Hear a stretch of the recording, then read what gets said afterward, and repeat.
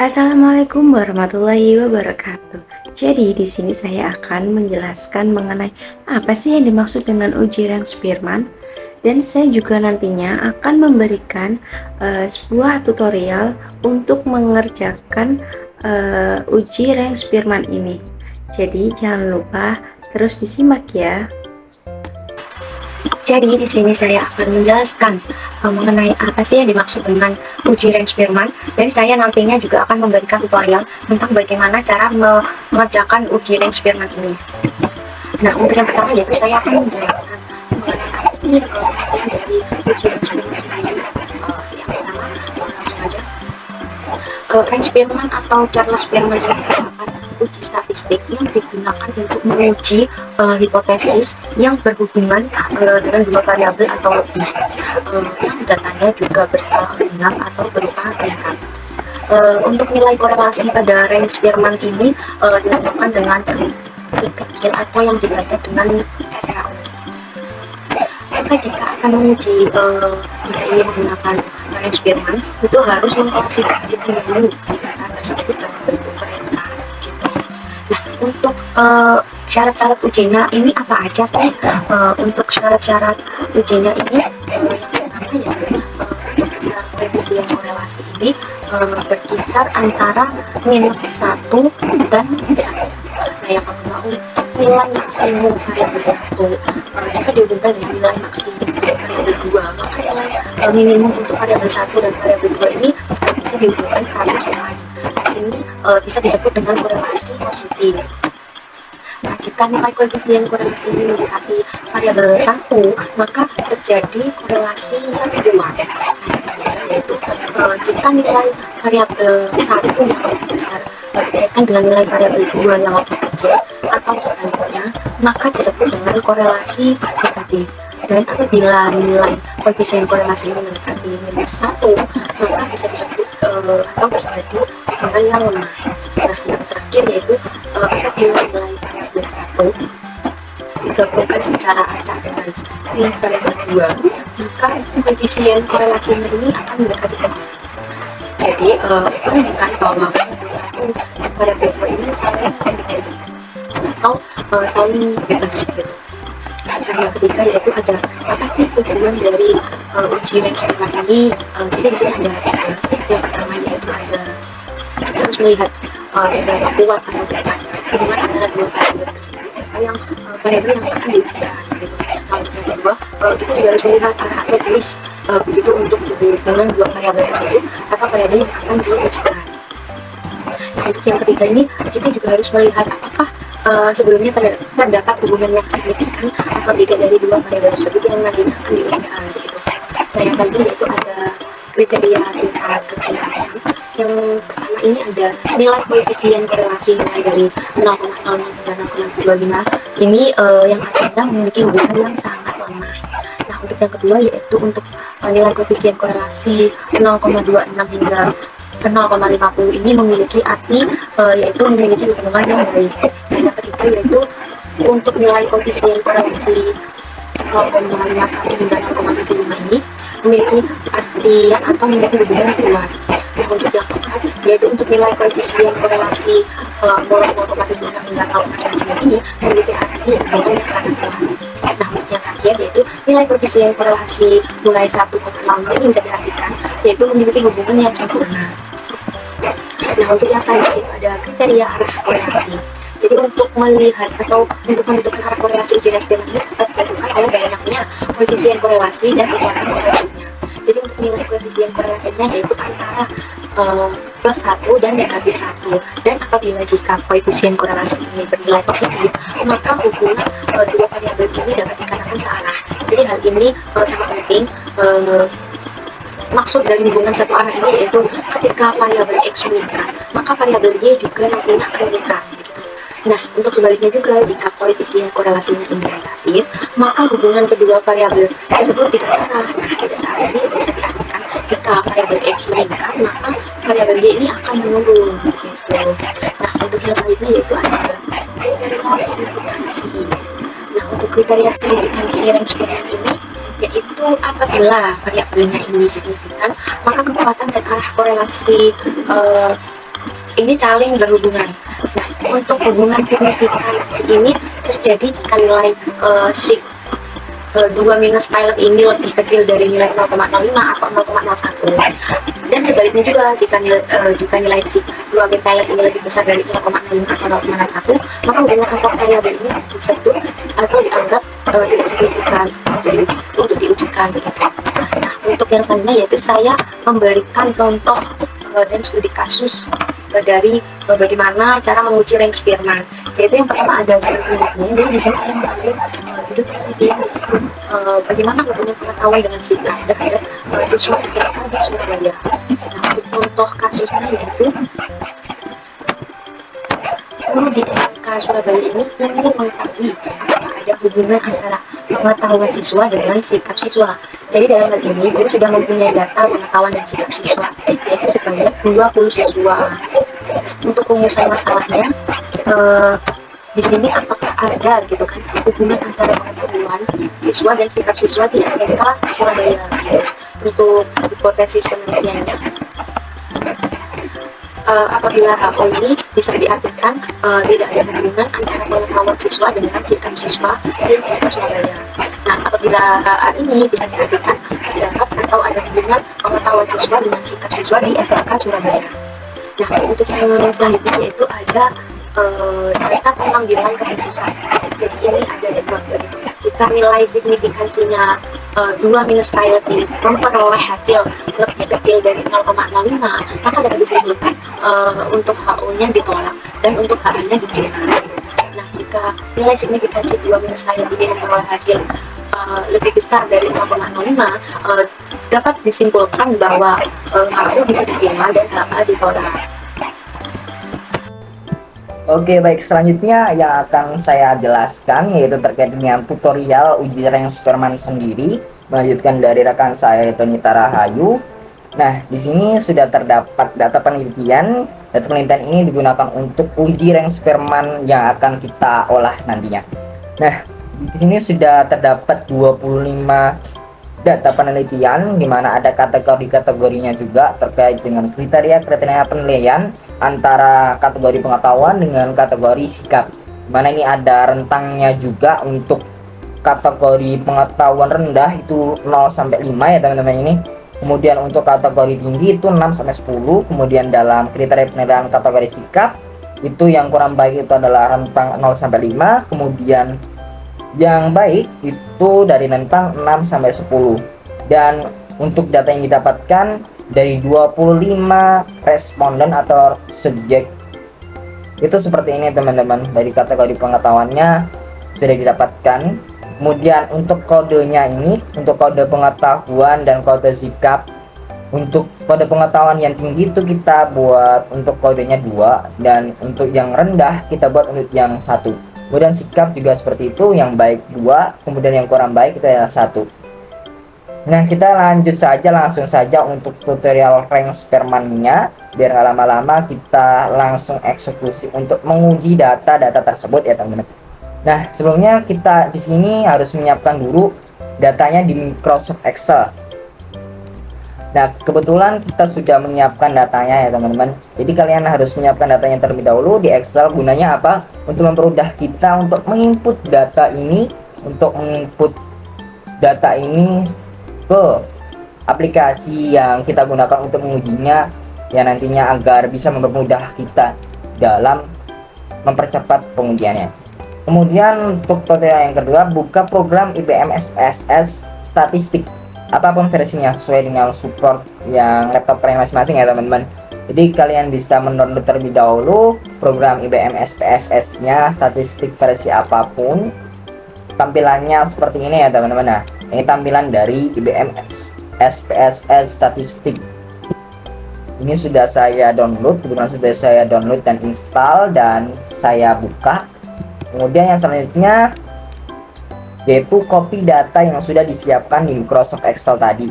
Nah, kita copy teman-teman data penilaian tadi ya, ini dari 4 hingga ke bawah ini 2 kolom sampai hingga 5 untuk kategori pengetahuan dan sikap. Kita copy aja, Ctrl C. Nah, setelah itu kita masuk ke dalam IBM SPSS-nya teman-teman, aplikasinya. Kita masukkan, kita input saja di sini di pojok paling awal, kolom awal. Kita Ctrl V aja untuk paste. Nah, kan tampil seperti ini ya teman-teman. Kemudian kita kembali ke tutorialnya, ke panduannya. Ya, untuk selanjutnya yaitu klik variabel view dan atur nama variabelnya sama seperti gambar di bawah ini ya teman-teman. Seperti di bawah ini. Oke, langsung saja ya teman-teman ke SPSS-nya saja. Nah, ini di bawah sini ya teman-teman, variabel view-nya kita bisa klik. Kemudian untuk namanya kita atur menggunakan variabel X dan Y ya. Untuk name-nya kita rubah menjadi X yang pertama, dan name yang kedua kita rubah menjadi Y. Untuk tipenya kita masih menggunakan nama Rick, weight-nya 8, desimalnya kita buat 0 saja ya teman-teman, agar tampilannya juga bagus. Kita tidak menggunakan desimal, kita buat 0. Value-nya masih tetap sama. Kita tampilan untuk datanya kita buat center biar rapi di tengah semuanya.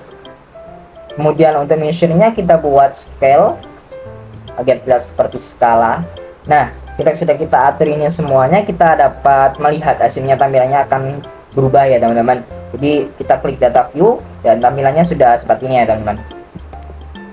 Kita kembali lagi ke panduannya. Nah ini ya teman-teman, tampilannya akan seperti ini, berarti sesuai dengan panduan. Kemudian selanjutnya lakukan transformasi data, karena datanya tadi masih berupa numerik, agar ditransformasikan ke data kategori, di mana dari data tersebut nantinya dapat dihasilkan, diuji. Oh, ternyata data yang pertama 4 itu adalah kategori pengetahuan itu rendah atau tinggi ya teman-teman. Jadi kita rubah terlebih dahulu dengan cara klik transform, kemudian record into different variable, kemudian akan muncul seperti ini. Langsung saja kita praktekkan ya teman-teman.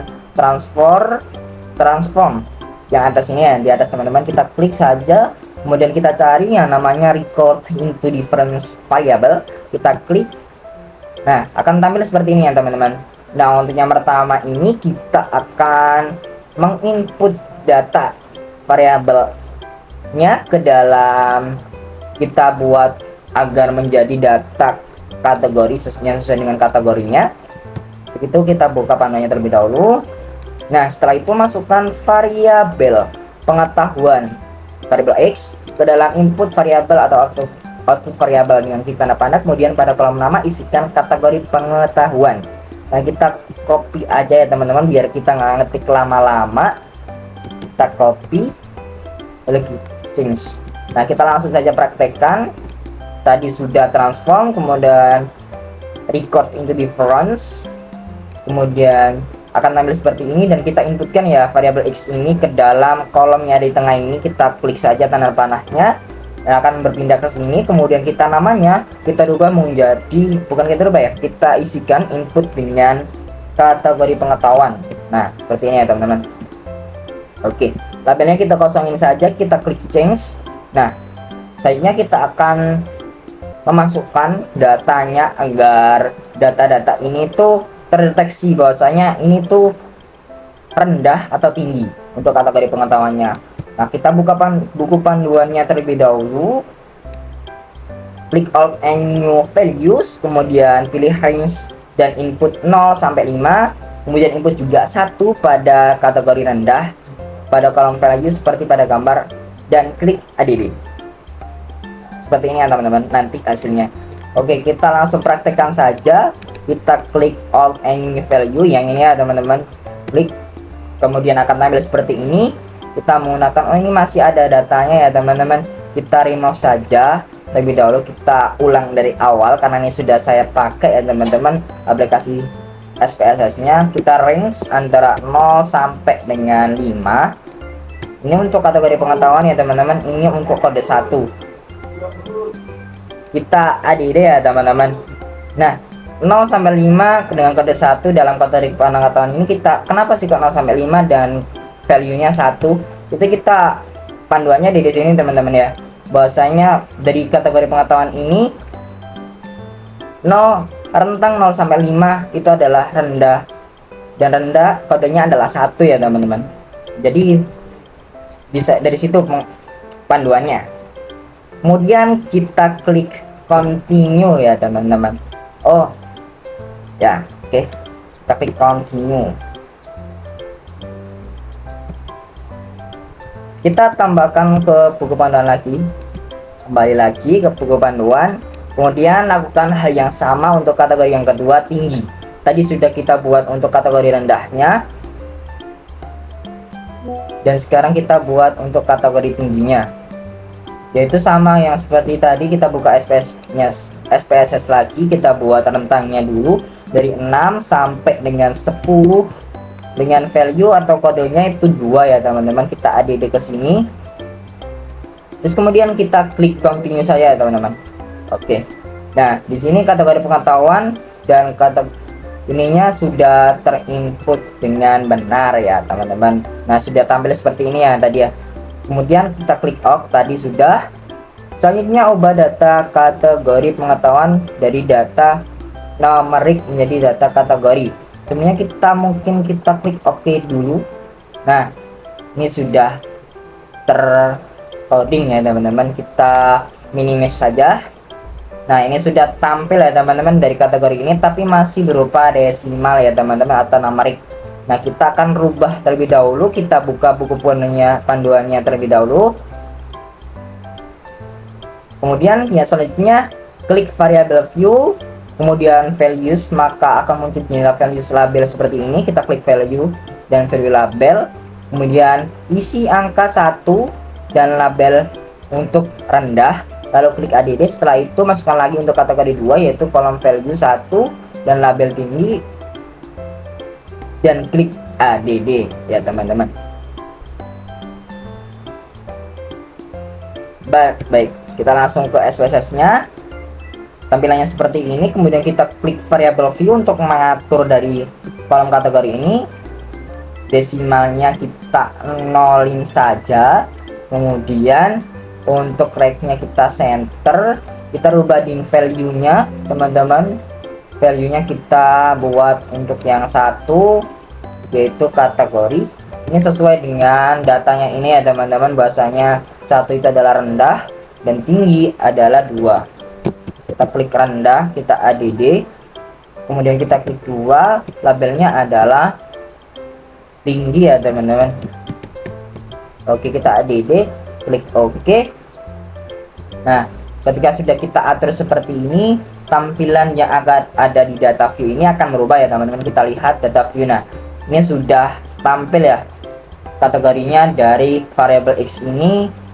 Kategori pengetahuan ini sudah tampil untuk kategori per datanya, tinggal rendah, tinggi dan sebagainya. Kemudian kita buka buku panduannya lagi. Nah tampilannya tadi awalnya seperti ini teman-teman. Kemudian langsung kita olah tadi hingga menjadi seperti ini. Nah tampil rendah, tinggi dan sebagainya.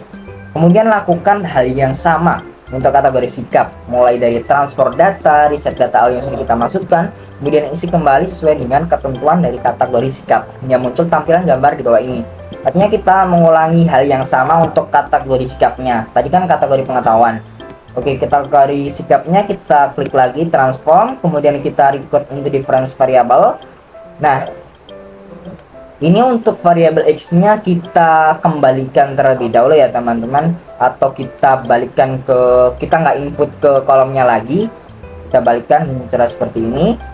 Kemudian kita klik untuk variabel yang Y ini, data yang ada Y ini, kita olah datanya, kita input, klik tanda panah ini, kemudian klik namanya dengan kategori underscore sikap ya, underscore sikap.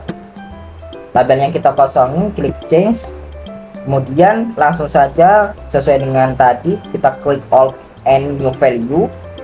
Kita buat range-nya. Ini range-nya sudah ada ya teman-teman, otomatis karena kita sudah buat tadi. Kita buat lagi untuk kategori sikapnya, dan itu sama ya teman-teman. Kita langsung klik continue saja, kita klik OK. Nah akan sudah tercoding ya teman-teman, dan hasilnya seperti ini. Kita minimize, hasilnya seperti ini. Kita atur lagi ininya kembali seperti awal. Kita klik variable view, ini desimalnya kita nolin. Kemudian untuk yang value kita buat sesuai dengan data yang sesuai dengan kategori sikap ya teman-teman. Value-nya untuk satu itu adalah, kita lihat datanya terlebih dahulu. Nah untuk satu ini adalah kurang baik ya teman-teman, kurang baik, kita tambahkan. Kemudian untuk value yang kedua labelnya adalah baik ya teman-teman, kita add, kita klik OK. Nah kita like center biar rapi. Nah ketika sudah diatur seperti ini, kita akan lihat hasilnya akan di data view akan seperti ini ya. Ini kita lihat buku panduannya lagi, dan ternyata sudah sesuai ya teman-teman. Dari buku panduan sudah, tampilannya sudah akan seperti ini. Nah apabila data yang dimasukkan sudah benar, klik menu analyze, kemudian korelasi dan bivariat. Analyze, korelasi dan bivariat teman-teman. Nah data ini sudah muncul semua, data yang diperlukan sudah kita input. Kemudian kita sekarang yaitu untuk analisis dari uji ini, kita uji ya teman-teman. Kita klik analyze, kemudian klik korelasi, karena kita buat eksperimen ya. Correlate, kemudian klik beverage ini ya teman-teman, beverage. Nah akan tampilannya seperti ini. Kemudian kita buka buku panduannya lagi, selanjutnya muncul kotak beverage correlation. Langkahnya itu ya tentang untuk memasukkan variabel X dan Y ke kolom variabel. Nah yang dimasukkan adalah yang per kategori tadi ya teman-teman. Kita masukkan ke outputnya, kemudian kita centang bagian pilihan Spearman, kemudian pilihan to Tailor, kemudian pilihan flex signifikan, kita centang semua ya teman-teman. Jadi kita atur langsung saja ke SPSS nya. Kita masukkan dulu kategori pengetahuan, kita masukkan kategori sikapnya juga, kemudian kita klik Spearman, klik to Tailor dan flex signifikan. Oke, kita langsung klik OK saja teman-teman. Nah ini akan langsung muncul ya teman-teman hasil dari uji kita kali ini, dimana di sini hasilnya seperti ini. Nah ini bisa kita unduh ya teman-teman, atau kita copy terus kemudian kita alihkan ke Word untuk entah nanti untuk skripsi kita ataupun laporannya ya teman-teman. Nah kita buka buku panduannya lagi, dan itu adalah hasilnya dari uji hasil korelasi range Spearman kali ini. Nah ini ya teman-teman, 1000 ini kita bisa cocokkan ya apakah sama datanya dengan panduan. Oke. Oh ternyata sudah sama ya teman-teman.